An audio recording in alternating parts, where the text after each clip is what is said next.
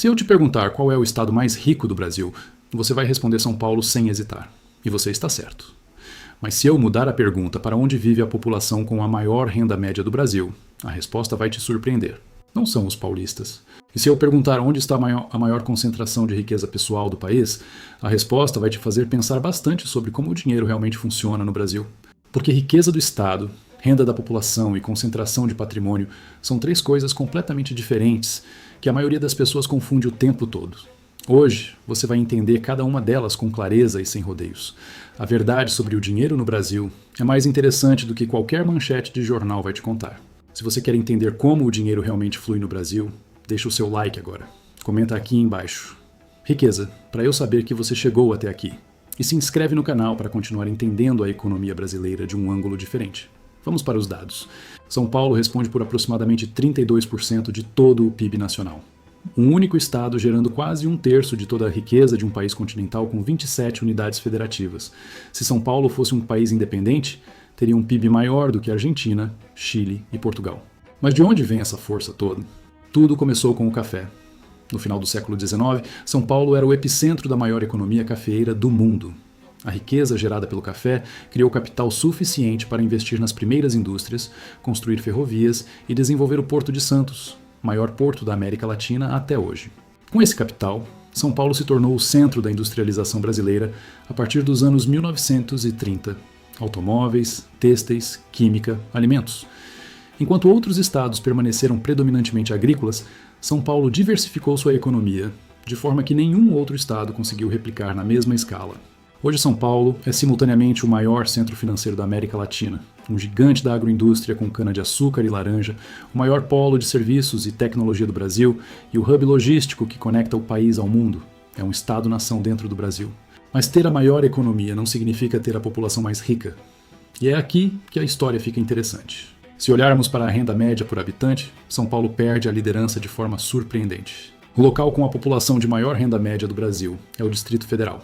E a razão é simples, é a capital federal. Brasília concentra o topo dos três poderes da República. Ministros, juízes dos tribunais superiores, deputados, senadores e uma elite de servidores públicos de carreira com remunerações muito acima da média nacional vivem e trabalham ali. Além deles, uma constelação de advogados, consultores e especialistas que prestam serviços aos poderes constituídos também se concentra na capital. O resultado é uma renda média per capita que coloca o Distrito Federal consistentemente no topo do ranking nacional, acima de qualquer estado do Brasil. Mas aqui precisamos de um alerta importante. Média é uma das estatísticas mais usadas e mais mal interpretadas da economia. No caso do Distrito Federal, ela esconde uma realidade muito mais complexa. Quando dizemos que o DF tem a maior renda média do Brasil, estamos colocando no mesmo cálculo o salário de um ministro do Supremo e o de um trabalhador de uma cidade satélite como Ceilândia ou Samambaia. O Plano Piloto de Brasília tem indicadores de renda e qualidade de vida que rivalizam com países europeus. Mas a poucos quilômetros do Palácio do Planalto, o sol nascente e o pôr do sol formam uma das maiores ocupações precárias da América Latina, com mais de 100 mil habitantes. O mesmo vale para São Paulo.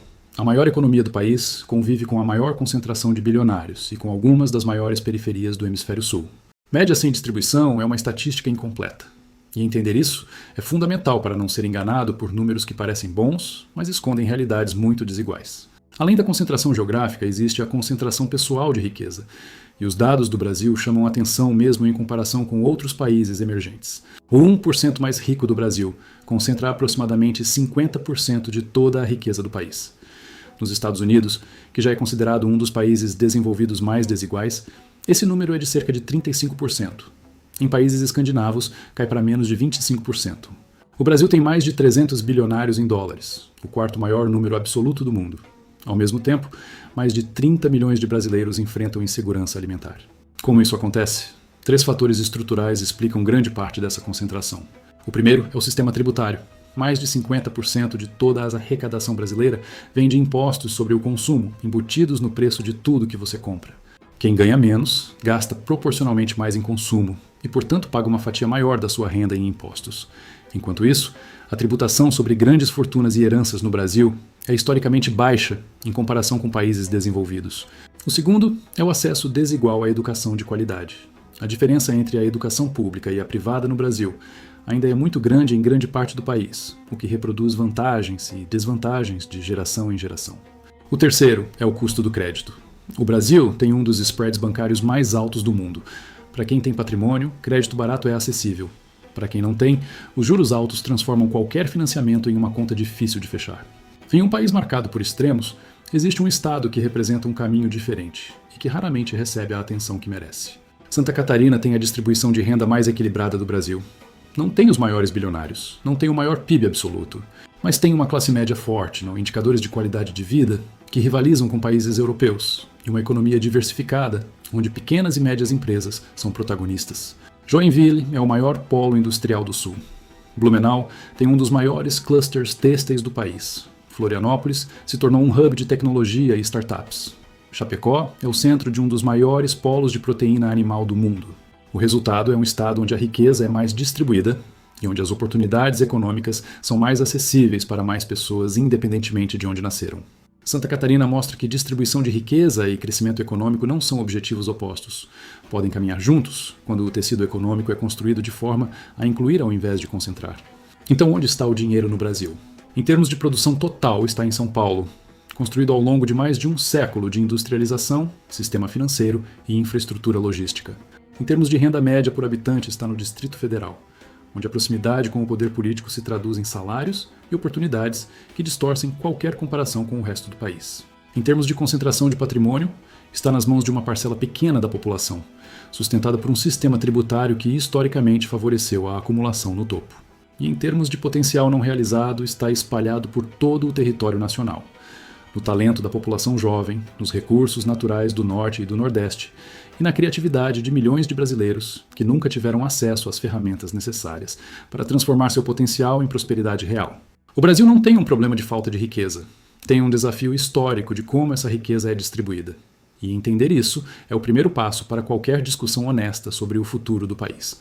Você acha que essa distribuição vai mudar nas próximas décadas? Me conta nos comentários. Deixa o seu like se esse vídeo quebrou algum mito que você carregava sobre a economia brasileira, compartilha com quem quer entender o país além dos clichês e se inscreve para continuar essa jornada. Valeu por assistir e até o próximo vídeo.